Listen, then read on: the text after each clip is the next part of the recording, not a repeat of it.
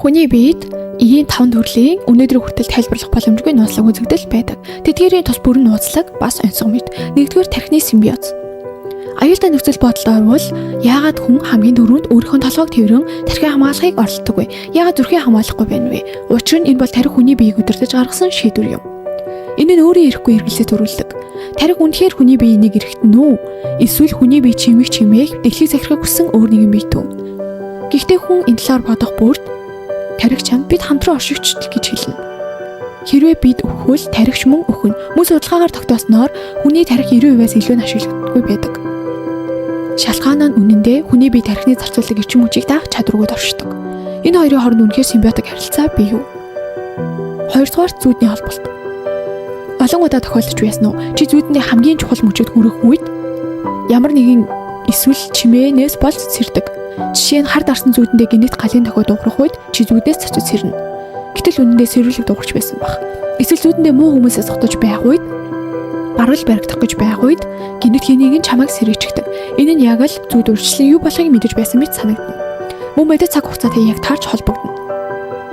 Гэтэл энэ хэрхэн болдог юм бол?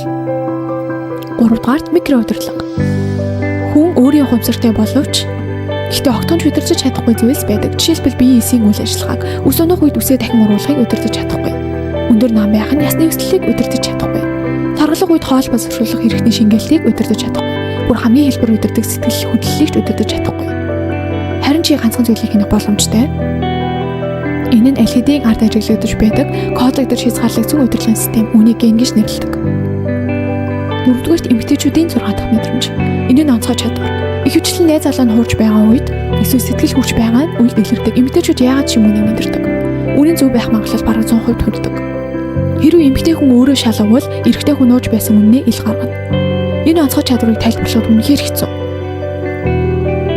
Ерөнхийдөө логикоор бодвол хүн зөвхөн өөрийнхөө бодлыг л удирдах ёстой. Өөр хүний бодол үйлдэлийг хэрвээ нүдэрээ хараагүй бол мэдэх боломжгүй.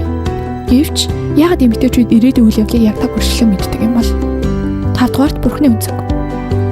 Өмөрснөө эргэн санах бүрд нэг асуудал ажиглагдана. Бараг бүх дурсамж урагдаж итгээдийн өнцгөөс харагддаг. Гэтэл бид өөртөө л тэр бүхний биеэрээ тулсан шүү дээ. Тэгвэл тэр урагдаж өнцгөөс харж байгаа нь хин юм бол